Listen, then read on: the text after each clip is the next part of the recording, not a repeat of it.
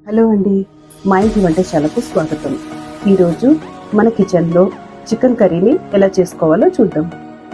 ముందుగా 2 టేబుల్ స్పూన్ల ఆయిల్ వేసుకొని వేడైన తర్వాత ఇందులో 2 బిర్యానీ ఆకు, 4 లవంగ మొగ్గలు, 2 యాలక్కాయలు, ఒక చిన్న దాల్చినీ చెక్క, 2 పచ్చిమిర్చిని చీల్చి వేసుకోవాలి.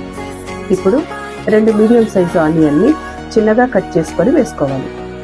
ఆనియన్ని 1 నిమిషం వేయించుకున్న తర్వాత ఇందులో 1/2 టీ స్పూన్ పసుపు, 1/2 టీ స్పూన్ ఉప్పు వేసుకొని వేయించుకోవాలి.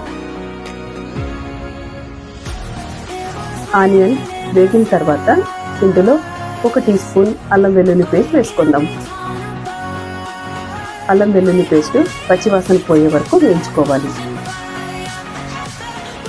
2 నిమిషాల తర్వాత ఇందులో 2 మీడియం సైజ్ టమాటాలని చిన్నగా కట్ చేసుకొని వేసుకోవాలి. టమాటాలని వేసుకున్న తర్వాత ఇదంతా బాగా కలుపుకొని టమాటాలు బాగా కుక్ అయ్యే వరకు మూత పెట్టి ఉడికించుకోవాలి. 5 నిమిషాల తర్వాత టమాటాలు మెత్తగా కుక్ అయిపోయి ఉంటాయి. ఇందులో 1 టీ స్పూన్ ధనియాల పొడి, 2 టీ స్పూన్ల కారం వేసుకొని బాగా కలుపుకోవాలి.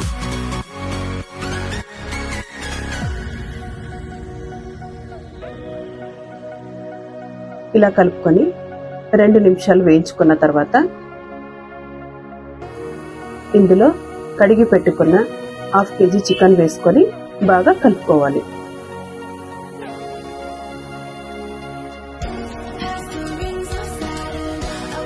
ఇది బాగా కలుపుకొని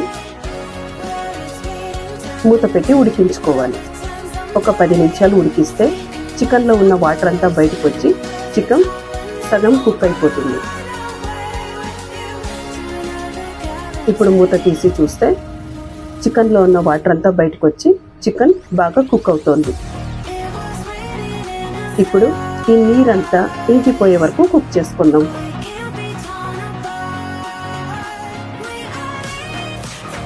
ఈ నీరంతా ఇంకిపోయి కుక్ అయిన తర్వాత ఇందులో 1/2 టీ స్పూన్ గరం మసాలా వేసుకొని బాగా కలుపుకొని ఇందులో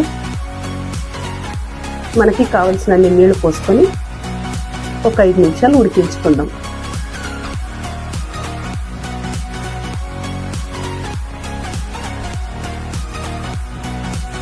ఇలా ఆయిల్ పైకి తేలి ఉడికిన తర్వాత పైన కొత్తిమీర చల్లుకొని స్టవ్ ఆఫ్ చేసుకోవాలి. అంతేనండి, మన చికెన్ కర్రీ రెడీ అయిపోయినట్టే. దీన్ని చపాతీ, రైస్లకి బాగుంటుంది.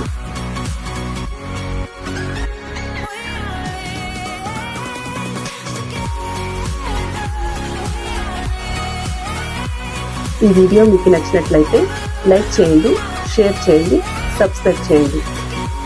మరో రెసిపీతో మళ్ళీ కలుద్దాం. ఉంటానండి.